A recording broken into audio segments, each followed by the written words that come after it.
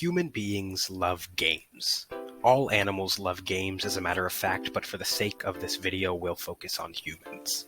The Egyptians played Senet, the Mesopotamians played the royal game of Ur, the Persians played chess, and then white people did too.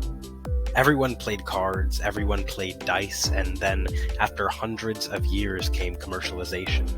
In 1822, Traveler's Tour Through the United States was the first board game published in the US. Businessman Milton Bradley released The Checkered Game of Life in 1860 and built an empire around board games with his eponymous company producing favorites like Candyland, Operation, and Battleship throughout the 20th century. Monopoly, Snakes and Ladders, Risk, Scrabble, these games became worldwide classics and were enjoyed by millions of families over dozens of years. But by the 1970s, the world of games decided it was time for a change.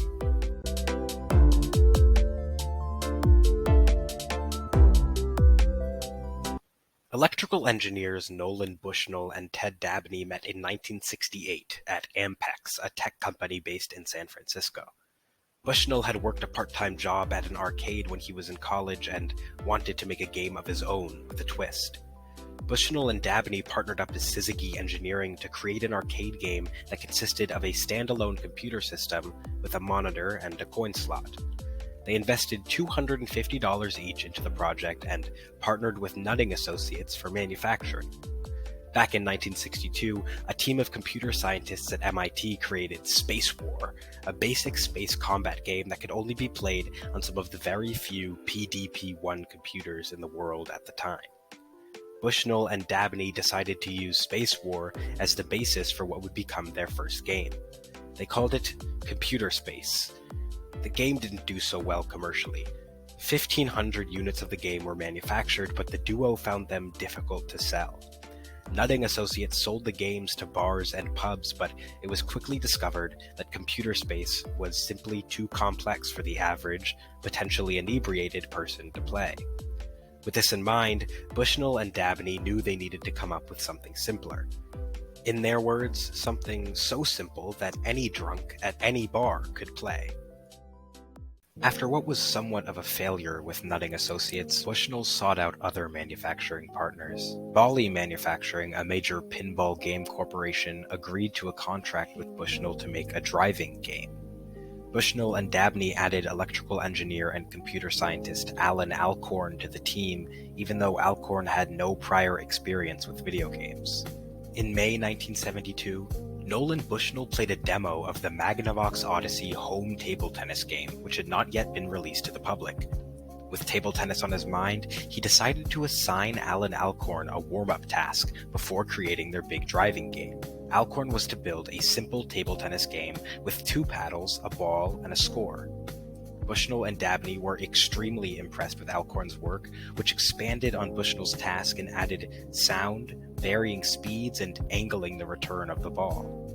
In August of 1972, just a few months after Bushnell had assigned the table tennis task to Alcorn, the first Pong prototype was installed at Andy Capp's Tavern in Sunnyvale, California. The game was a hit. It was placed next to a jukebox, pinball machines, and, of course, Computer Space. Bushnell flew to Chicago to pitch Pong as a replacement for the driving game that Bally had originally contracted. However, after Bushnell heard about the resounding success of the game, he manipulated Bally and Midway Manufacturing to let him produce the game with Dabney and Alcorn. Bushnell, who was a fan of the Japanese board game Go, decided to use a term from the game as the name of his new video game company. He called it Atari. Just like that, Pong became the first ever commercially successful video game. Bushnell went on to grow Atari in its early years and eventually founded Chuck E. Cheese, the family entertainment center chain. Atari itself became a video game giant, producing iconic games like Space Invaders, Breakout, Pole Position, and Frogger. Most importantly, Pong set an example that proved the validity of video games as an industry.